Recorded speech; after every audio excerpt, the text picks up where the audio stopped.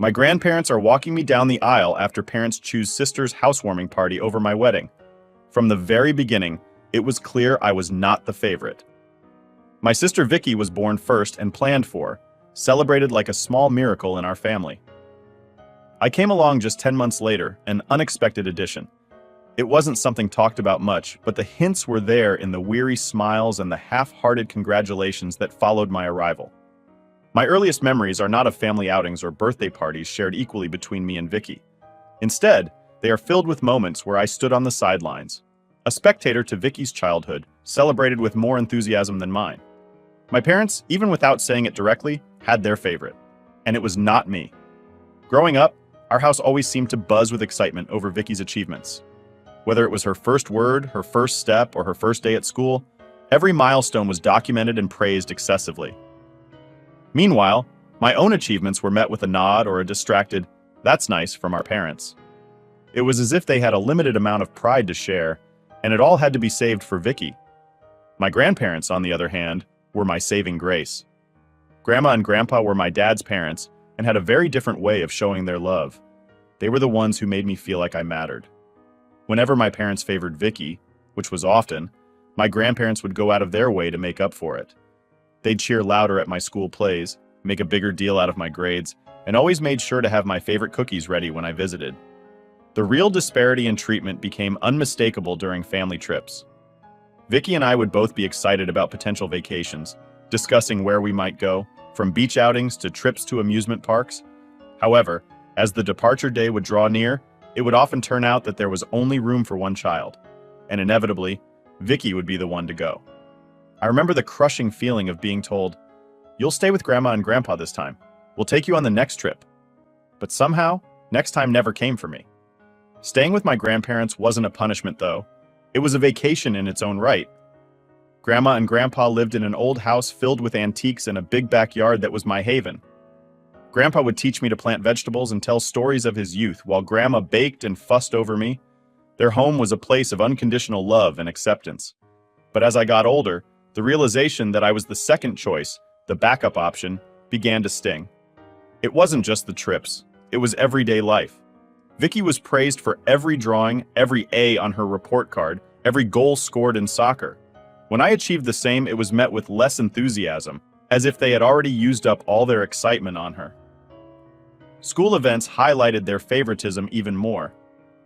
During parent-teacher meetings, my parents would be all smiles, engaging with Vicky's teachers, asking in-depth questions about how they could help her excel even further. When it was my turn, they'd listen, nod, and sometimes check their phones, their disinterest barely masked.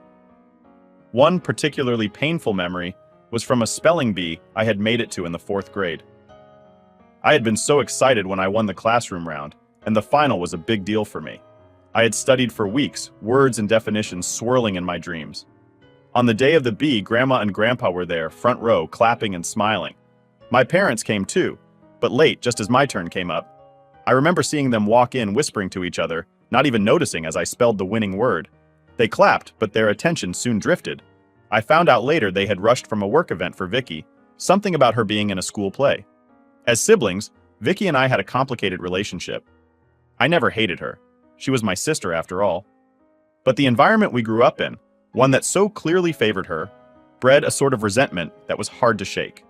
She, on her part, seemed largely oblivious to the disparity in our parents' treatment. To her, this was just the way things were. She didn't ask for favoritism, but she certainly didn't reject it. Our relationship was marked by a competitive undertone, though it was a competition I felt I was losing from the start. Vicky always had the upper hand, not just because of our parents' favoritism, but because she genuinely excelled in everything she tried. She was charming, outgoing, and confident, qualities I struggled to develop under her shadow. When we were kids, Vicky often took it upon herself to boss me around, setting the rules for our games and deciding what TV shows we watched. I remember once when I had gotten a new video game for my birthday, something I had wanted for months.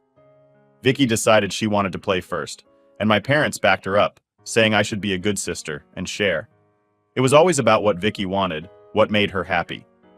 My wants were secondary, my feelings an afterthought. The inequality of our parents' affection was a silent current in our lives, shaping us in ways we didn't fully understand until much later. For me, it built a resilience, a determination to find recognition elsewhere. For Vicky, it fostered a sense of entitlement that would eventually strain not just our sibling relationship, but her interactions with the world at large. As chapter 1 of my life closed with the end of high school, I was ready to leave behind the unfair comparisons and the constant overshadowing by my sister. College awaited, a chance to start anew, to build a life where I could be valued for who I was, not overlooked in favor of someone else. My grandparents were my cheerleaders, encouraging me to embrace this new beginning, assuring me that despite the past, the future was mine to shape. And I believed them, ready to prove to myself, if no one else, that I was more than just the unfavored child. As we entered our teenage years, the dynamics only intensified. Vicky became more aware of her status in the family and started wielding it like a tool. She would drop hints about wanting something, knowing our parents would rush to provide. I learned to stay quiet, to keep my desires small, to avoid disappointment. I grew into someone cautious, a little withdrawn, protective of my feelings, because I knew outside my grandparents' home they were often brushed aside. During middle school, Vicky's circle of friends expanded rapidly. She was the kind of girl everyone seemed to gravitate towards, charismatic, bubbly, and always at the center of social gatherings. I watched from the sidelines, my social circle smaller and more intimate, not by choice but by circumstance. My attempts at making more friends were often overshadowed by Vicky's larger-than-life persona. It was as if there was a spotlight on her at all times, and I was just there to make up the numbers. One of the most glaring examples of our parents' favoritism came during our school's annual talent show. Vicky decided to sing, a talent she undoubtedly excelled in. Our parents were thrilled, throwing themselves into preparations, helping her pick the song, arranging for a vocal coach, and even discussing stage outfits weeks in advance. I, on the other hand, had decided to enter a painting, something I had spent weeks working on in the quiet of my room, my true passion lying in the strokes of brushes and the blend of colors. The night of the talent show, I stood beside my painting, placed in a corner of the gymnasium where all the artworks were displayed, a stark contrast to the grand stage set for performances. My parents promised they'd be there to see both our entries. They did come, but not for me. They arrived just in time for Vicky's performance, cheered loudly, and took video after video, their faces lit with pride. After her performance, I waited for them at my painting, hoping they'd wander over to see it. They didn't. They were too busy congratulating Vicky, surrounded by other parents praising her performance. My painting won second place that night, but they didn't notice. I took it home under the cover of darkness, a bittersweet victory. High school wasn't much different. Academic life became more demanding, and so did the social dynamics. Vicky thrived, her report cards filled with A's, her name frequently appearing on the honor roll. My grades were just as good, if not better at times, but the reactions they elicited from our parents were muted, always overshadowed by whatever Vicky was achieving. It was during these years that I began to feel a deep sense of injustice, not just annoyance or the sibling rivalry that might be typical for our ages, but a real, profound unfairness that colored every aspect of our family life. I remember one particularly stark incident that seemed to encapsulate everything wrong with our family dynamics. It was during one of our family dinners, a rare occasion where everyone was supposed to share something about their day. I had just received the results of an important exam, one that I had studied relentlessly for, and I was eager to share my score, an almost perfect result. But just as I started to speak, Vicky burst into the conversation with news of her being selected for the school play's lead role. Immediately, all attention shifted to her. My news was drowned out, forgotten. I remember pushing my food around my plate, the excitement turning to a lump in my throat. Vicky's high school years were also marked by her burgeoning interest in boys, a topic that our parents handled with her in a strikingly different way than they did with me. When Vicky had her first boyfriend, our parents were involved and supportive, setting reasonable boundaries, but also sharing in her excitement. When I eventually had a similar experience, the reaction was one of caution and worry, as if my having a boyfriend was a problem to be managed rather than a part of growing up. The pinnacle of these years, and perhaps the most hurtful, came during the preparations for our school's prom. Vicky was all in, shopping for dresses with our mom, planning every detail from her hair to her shoes. I was left to plan on my own. My attempts to discuss ideas or ask for advice mostly met with distracted nods or hurried conversations. On the night of the prom, Our parents took dozens of photos of Vicky, her dressed in a gown that shimmered like the evening sky, her happiness undeniable. I stood slightly to the side, dressed in a less glamorous outfit, my smile forced for the camera. The contrast in their enthusiasm was like night and day.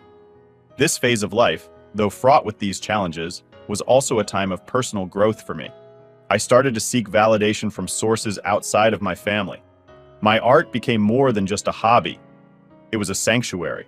I poured my frustrations and feelings of invisibility into my paintings, finding solace and recognition in art competitions and the small circle of friends who truly appreciated my work.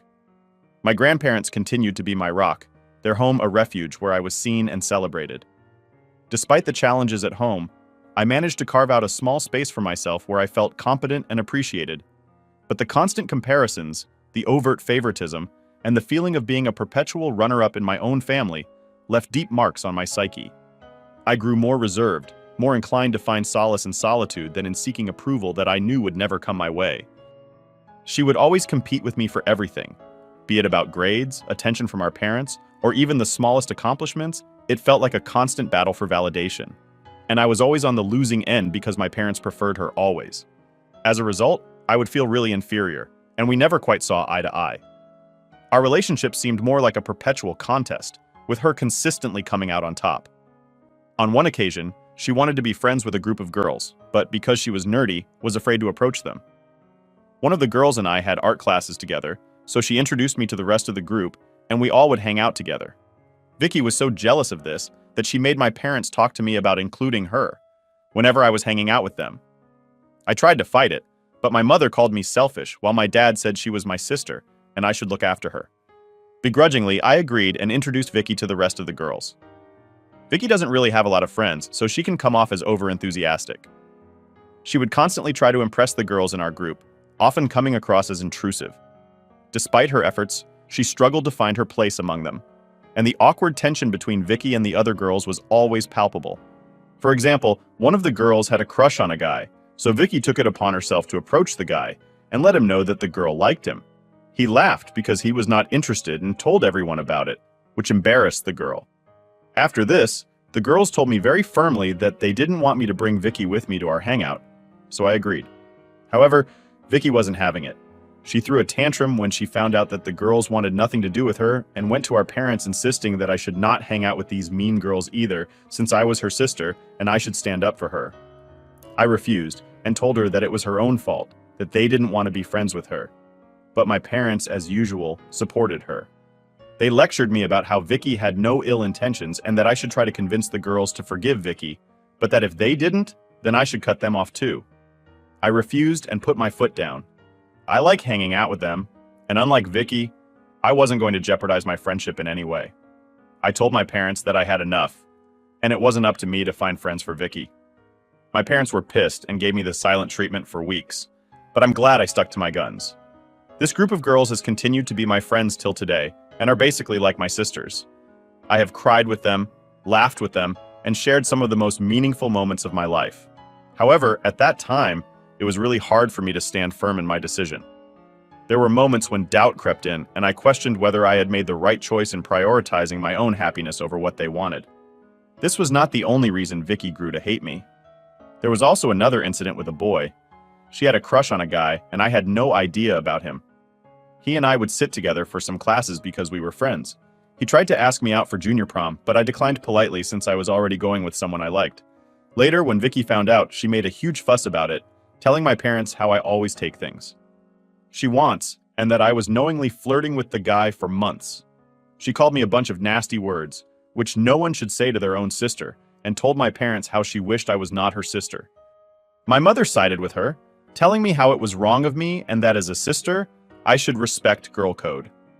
I tried telling them that I wasn't even interested in the guy and had declined his invitation, so she was free to ask him if she wanted, but Vicky refused to let it go.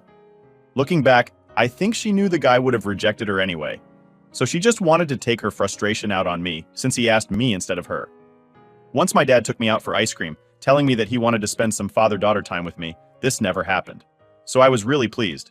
However, he started asking me a bunch of questions like if my boyfriend and I were being careful, if my boyfriend came from a good family, or if we ever did drugs. I was taken aback by his line of questioning and asked him what he meant by all this. This is when my dad revealed that Vicky had been making up stories and telling my parents for months that I was doing drugs and drinking alcohol with my boyfriend. This was a complete lie, and I showed my dad my phone for him to verify that Vicky was lying. Later, when my dad confronted her about all the lies, she tried to justify it by saying that no one our age just hangs out with a guy and that I was hiding things from everyone. I was so pissed that I yelled at her for trying to make unnecessary drama and told her that it wasn't my fault that she had no one to date, but that she needed to keep her nose out of my business. Vicky didn't like it and punched me. This happened out of nowhere, since she had never been physically violent before. My nose started bleeding as I fell down on the ground, clutching my face in pain. My parents rushed me to the emergency room, and all the while, they were pleading with me not to file a police complaint against Vicky. They kept saying how it would ruin her life, while I was sitting in the back seat clutching my face. Vicky didn't even care, nor did she apologize. Later, when the nurse asked me about the incident, I told her the truth and she called CPS. My parents were furious with me for involving CPS, viewing it as a betrayal of family loyalty. In their eyes, Vicky's actions were dismissed as a mere accident, an isolated incident that should not warrant such drastic intervention. They pleaded with the authorities, insisting that Vicky was not a danger to me and that her actions were out of character. In the end, Vicky was let go, but they warned my parents that they would keep a close eye on our situation in case any other accidents happened with me. As you can imagine, Vicky was really shaken up, and so were my parents. Later, my parents told me that they were disappointed in me for trying to ruin my sister's life. My mother started to cry and told me how I was tearing the family apart by involving outsiders. My father's disappointment was palpable, his words heavy with reproach as he questioned my decision to escalate the situation. I told them firmly that I wanted Vicky out of my life, and they agreed. I did feel guilty involving the authorities, but for the first time I felt safer in my own house once Vicky had been formally warned. My parents had a separate conversation with her, and since that day she stopped talking to me altogether. I very much preferred this over her, constantly hovering around me or trying to insert herself into my life. When my grandparents found out about this incident, they asked me to pack my bags so I could live with them for the remainder of high school. They informed my parents, who did not protest much, so I left to live with my grandparents. Unlike my parents' place, I felt safe and loved here. The remaining days of high school went well, and I made lasting memories with my friends. My parents never once visited me or called me throughout all that time. I knew they were happy with their beloved daughter, so I never tried to contact them, even though it hurt me that they could so easily discard me like I was nothing. When I was graduating high school, my parents only showed up to cheer for Vicky. They didn't even congratulate me or approach me, and it felt like I was just a stranger to them. However, my grandparents were there and scolded my parents for being so blatantly obvious about their favoritism. I don't know what my grandfather told them, but my dad later approached me awkwardly and congratulated me. Later, I found out that I was accepted into a good college with a full scholarship. I was so happy about it because I was dreading asking my parents for any financial help. I informed my grandparents about this, and they offered to take me out to a nice restaurant for dinner. After dinner, my grandmother posted pictures of me on her Facebook account, writing a long caption about how proud she was of me for being such an exceptional student. Our relatives soon found out about it and chimed in, congratulating me. I guess some of them might have reached out to my parents who had no idea about all this. Instead of feeling happy about it, my mother called to tell me the next day that Vicky had locked herself in her room, crying because she had not been accepted yet by any college, and that I was knowingly trying to make my sister feel bad about her grades by talking to all our relatives. She told me how this was all my fault because Vicky was apparently depressed after the CPS incident, and I had pushed her into bad grades. I was so unbelievably heartbroken that my own mother could blame me for such a thing that it was the last time I ever talked with her for a very long time. My grandparents helped me move into my college dorm due to my high school boyfriend's college being far away from me. We had broken up. I went into college single and ready to embrace the next chapter of my life with newfound independence and determination. The breakup had been difficult, but I was excited to meet new people. This is where I met Rob. He and I were both freshmen, and we both spent half of our days in the library. Rob was unlike anyone I had ever met before. His quiet demeanor and studious nature mirrored my own, and we quickly found common ground in our shared love for academia. As the weeks turned into months, our friendship blossomed into something deeper, and I realized that I had developed feelings for Rob that went beyond mere friendship. Being an extrovert, I was quite upfront about my feelings for Rob, and I was surprised to know that he felt the same way. We started going out and have been going 8 years strong. My grandparents have met Rob, and they absolutely adore him. I have met Rob's parents, who literally treat me like their own daughter. On occasions, Rob's mother has even confessed to me how she had always wanted a daughter. So she is glad that Rob met a wonderful person like me. To be honest, this is the first time I've been surrounded by family members who like me and don't actually resent me. I have told Rob stories of my childhood growing up, and he listens to me with empathy and understanding throughout these last 8 years. My parents have hardly contacted me except to send me an occasional birthday text if they remembered, but that is it. Recently, Rob and I got engaged. He proposed to me while we were trekking to our usual spot to watch the sunrise, and it was a dreamy proposal. It was so sweet. How nervous he was to pop the question to me. And I had no doubts in my mind when I accepted the proposal. I posted pictures of my engagement on my Instagram and also informed my grandparents about this. They were so happy for me and congratulated us on our future. I guess the news must have spread because my parents called me out of the blue to congratulate me as well. I thought it was just a casual conversation since we had not talked for years. They asked me about my life, my job, and my apartment before my dad asked straightforwardly if he could walk me down the aisle. I was taken aback by the sudden question, since just a few moments ago he didn't even have an idea about which company I worked for. I told him that I had not thought about it yet, and my dad told me how it would be embarrassing if I didn't ask him, and others would question us about it. So it's better if he walked me down the aisle. I scoffed and told my parents that I didn't even know if I was going to be inviting them to my wedding since we had not been in contact. This pissed my parents off. My mother started to tell me how disappointed she was by my response, emphasizing the importance of family and tradition. She went on to tell me how they would always be my parents no matter what, and that I should let bygones be bygones. Part of me was tempted to listen to my parents and accept my dad's offer because I did want our relationship to be mended. But another part of me hesitated, wary of opening myself up to potential disappointment and hurt again. However, I was going to be entering a new chapter of my life in a few months, so I told my dad that he could walk me down the aisle, and he seemed overjoyed. During the wedding planning, I reached out to my high school girlfriends, who I had always stayed in touch with, despite the physical distance that had grown between us due to our careers. I told them how I wanted the gang back together and that I wanted them to be my bridesmaids.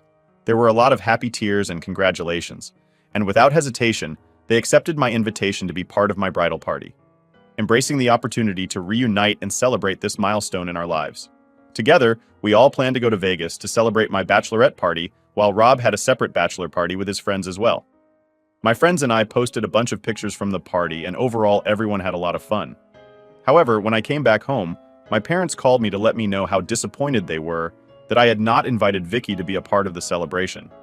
I told them that there was no way that I would have involved Vicky in my bachelorette party and that I didn't want her to be a part of my life. This took my parents by surprise, and they asked me what I meant. I clarified that Vicky's actions, particularly her history of deceit and betrayal, had left me deeply wounded and mistrustful of her intentions. I couldn't fathom inviting her to such an intimate and joyous occasion as my bachelorette party, knowing that her presence would only cast a shadow over the festivities. I also informed my parents that this was also why she was not invited to my wedding. Hearing this, my parents lost it. They went off about how I had no right to exclude my sister from my wedding and how it was my duty as her sister to include her in such important events. They told me that Vicky had been looking forward to meeting me after she found out that I was getting married. I was confused, and I asked my parents what gave her that idea, since we had not even talked to each other for such a very long time. But my parents brushed my concern aside, saying, "This is not how sisters behave with each other. I understand where you're coming from," I told them. "But you have to understand that my relationship with Vicky is complicated. After everything that's happened, I just don't feel comfortable having her be a part of my wedding. She has not even once apologized to me for everything she put me through." However, my parents, as usual, ignored my words. My mother kept saying how she wanted what was best for the family, and that inviting Vicky wasn't a big deal anyway. My dad insisted that our relatives would talk about why my sister wasn't invited, and this would cast a negative light on my wedding. However, I knew better than to yield to their demands, so I did not relent. I told them that I was okay with people talking behind my back and questioning my character, as long as I was surrounded by people I liked and trusted. During my wedding, my mother then asked if my fiancé would be okay with this, and went on to tell me how my in-laws were going to judge me for being so unbelievably cruel as to exclude my own sister from my wedding. I laughed and informed my parents that my fiancé and in-laws knew about my family dynamics, and none of them would even care if Vicky was present or not. They urged me to reconsider, emphasizing the importance of family unity and forgiveness, but I remained steadfast in my resolve, unwilling to compromise my own sense of well-being for the sake of appeasing others. In the end, we agreed to disagree, each of us holding on to our own perspectives, and my parents told me how they needed to think things over. We ended our conversation there. I did inform my grandparents about this as I felt a bit guilty for standing up to my parents, and they completely had my back. My grandparents told me that I should not force myself to invite anyone I didn't want there, and that my parents were, as usual, trying to guilt trip me. Since this conversation, I've been feeling a bit better about my decision, and got distracted with my wedding planning since my wedding is fast approaching. Last week, my dad called me to let me know that he had thought long and hard and that he and mom would no longer be attending the wedding, before I could even react. He went on to say that this also meant that he would not be walking me down the aisle. I asked him if there was a specific reason why, and he informed me that Vicky was going to be moving to a new place soon, which my parents had helped her find. And since I was going to be excluding her from the wedding, she had decided to host a housewarming party that same day, so they would be attending that instead of my wedding. I felt a mix of shock and disbelief wash over me as I processed my father's words. The realization that my own sister's house party took precedence over my wedding was a bitter pill to swallow, exacerbating the sense of hurt and betrayal that I had always felt for years. I simply told him that I understood and hung up the call. Although I tried to act brave in front of my dad, deep down, the pain of rejection cut deeper than words could express. When I informed Rob, he was furious about how insensitive my parents could be after they were the ones who had insisted on being invited. He was the one who gave me the idea that I should ask my grandfather, since he and my grandmother were basically there in my life more than my parents. I agreed, so I called up my grandparents and asked them if they would be willing to walk me down the aisle at my wedding. Tears welled up in my eyes as I spoke. Overcome with emotion at the thought of how much they meant to me, "You and Grandpa have always been there for me," I said. My voice choked with emotion. "You've been more than just grandparents to me. You've been like parents, and I can't imagine anyone else I'd rather have by my side on my wedding day." My grandparents didn't even hesitate before saying yes. They told me how honored they would be to walk me down the aisle, and unlike my parents, they would not disappoint me. Their words reassured me. And in that moment, I felt a profound sense of peace and contentment wash over me with my grandparents by my side. I knew that I had a family who loved me unconditionally and accepted me for who I was, flaws and all. I also talked to my in-laws about this, and Rob's parents assured me that they did not care if my parents didn't attend, and that regardless of their attendance, they were delighted to witness and support our union. My wedding is in 2 days, and today I woke up to several missed calls from my dad. I called him back thinking it was an emergency, and when he picked up, he asked me if it was true that my grandparents were walking me down the aisle. I told him, yes, that was true. And then my dad went off about how disrespectful it was to have asked my grandparents. I reminded him how he was the one who had declined to come to my wedding, so I didn't see why he was so upset. My dad went on to yell at me about how he and mom were just trying to make me see the wrong of my ways, and that they thought that, by declining the invitation, it would teach me a lesson. He went on to say how it was he and mom who had raised me and paid for my food and education, so my grandparents had no right to replace him. I tried to reason with him, explaining that my grandparents had been there for me in ways he and mom never were, but he wouldn't listen. He also told me how I had done nothing but alienate everyone from me, and this was all my fault. Since this conversation, I have been wondering if I really did something wrong here. Am I a jerk for asking my grandparents to walk me down the aisle? Update 1. Wow, I did not expect so many people would comment on my post. I have seen a lot of advice and suggestions on how I should approach this situation. I do agree that I need to cut off my parents permanently because their constant back and forth is exhausting and is starting to affect my mental health. I don't want them in my life when they have consistently shown me that Vicky is always their first priority. My parents are indeed selfish, and I have known that for a long time. However, how can a child just stop loving his or her parents? It's a much easier thing to say, but it's very difficult to actually do it. However, for my mental peace, I have no choice but to do this, so I can enjoy my wedding tomorrow. Update 2. Sorry for the lack of updates this past month, but I have been quite busy since my wedding. First of all, yes, my wedding went quite well with my grandparents by my side as I walked down the aisle. Despite the absence of my parents, I felt a deep sense of joy as I exchanged vows with Rob, committing to spend the rest of our lives together. My girlfriends and I danced the night away, and I can't begin to describe how important it is to stay in touch with your childhood friends no matter what, because sometimes they are your chosen family. During the reception, I did feel a twinge of sadness at the realization that my parents were not there to share in this special moment, especially as I watched Rob's parents and cousins giving speeches to him. However, I took solace in the knowledge that I had made the right decision for myself, prioritizing my own well-being and happiness. Some of my girlfriends did give speeches, sharing memories of our experiences and the bond that had carried us through both good times and bad. In the days following the wedding, Rob and I went on our honeymoon, which his parents had paid for as a wedding gift. I spent all my days just lazing around and enjoying myself with my husband. I feel so giddy every time I look at Rob and realize that he is married to me now. As I had mentioned earlier, I did cut off my parents by blocking them from everywhere. I didn't bother sending them an explanation because, frankly, they don't even deserve one. I have no idea whether Vicky actually had a housewarming the day, or it was just an excuse for my parents not to attend my wedding, but at this point, I don't care. I wish nothing but the best for them and their beloved daughter. Update 3. So I was not going to update anything further since my last update, but something unexpected happened, and I thought you all deserved to know.